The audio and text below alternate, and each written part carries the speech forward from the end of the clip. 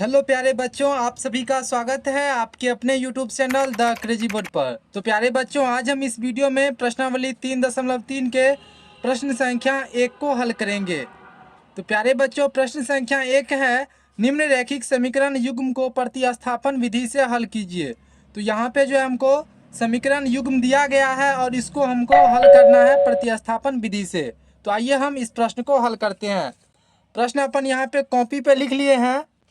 तो यहाँ पे अपन लिखेंगे हल दिया गया समीकरण युग्म है।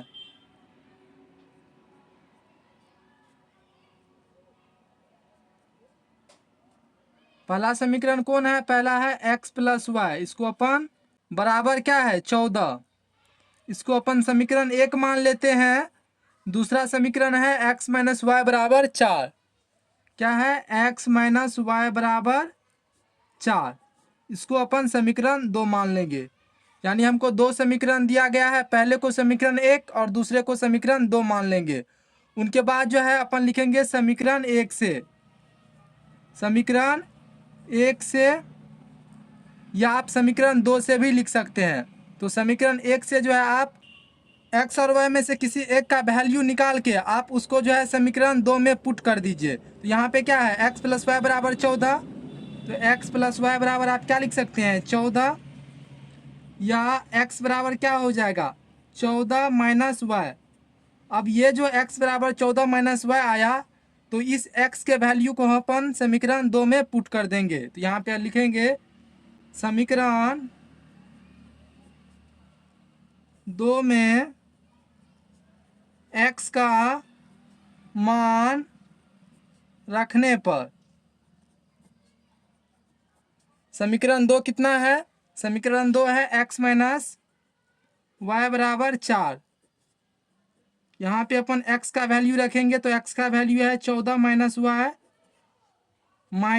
वाई बराबर हो जाएगा 4, या 14 माइनस 2y बराबर क्या हो जाएगा? 4, या -2y बराबर 4 प्लस 14 है, इस साइड आएगा तो -14, या -2y बराबर -10। यहाँ से माइनस माइनस कट जाएगा, या y बराबर क्या हो जाएगा?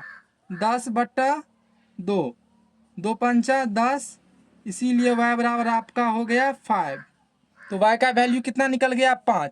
अब इस y के मान को जो है समीकरण 1 या 2 किसी में जो है रख देंगे, उससे हमको x का मान पता चल जाएगा। तो इस y के मान को जो है अपन समीकरण 1 में रख लेते हैं। तो यहाँ पे अपन लिखेंगे समीकरण 1 में y का मान रखने पर, समीकरण 1 कितना है? समीकरण 1 है x प्लस वाई बराबर 14, x प्लस वाई बराबर 14।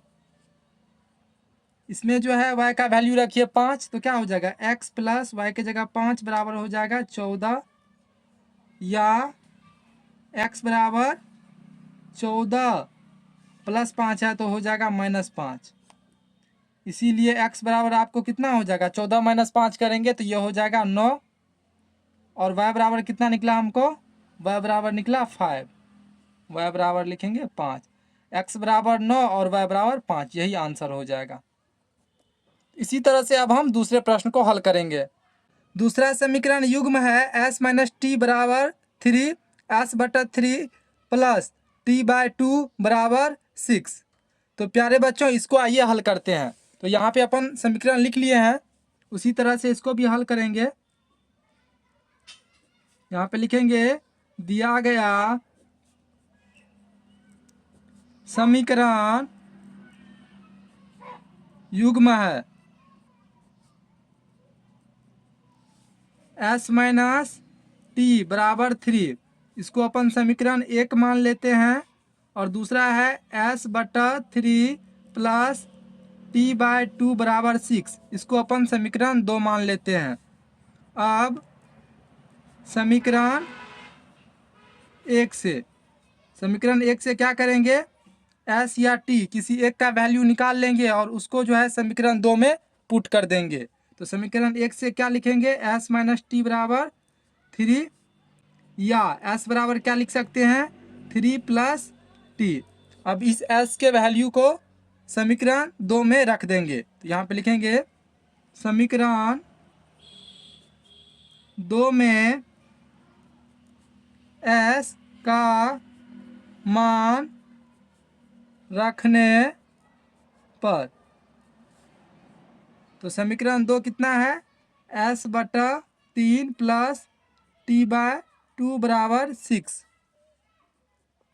यहाँ से जो है s का वैल्यू क्या है, 3 प्लस t/3 प्लस t/2 बराबर 6। अब जो है इसका एलसीएम निकालिए। 3 और 2 का एलसीएम कितना हो जाएगा, 6। 6 में 3 से भागा देंगे 2, और 2 को 3 से गुना करेंगे 6, और 2 को t से गुना करेंगे तो 2t प्लस 6 में 2 से भागा देंगे 3, 3 को t से गुना करेंगे तो 3t बराबर क्या हो जाएगा, 6।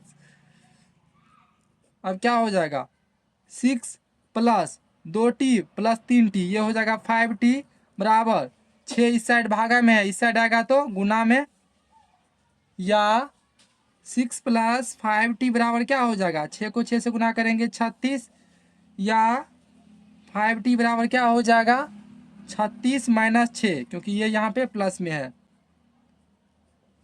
या 5t बराबर क्या हो जाएगा, 36 माइनस 6 करेंगे तो ये हो जाएगा 30, या t बराबर क्या हो जाएगा, 30/5, 5 छके 30।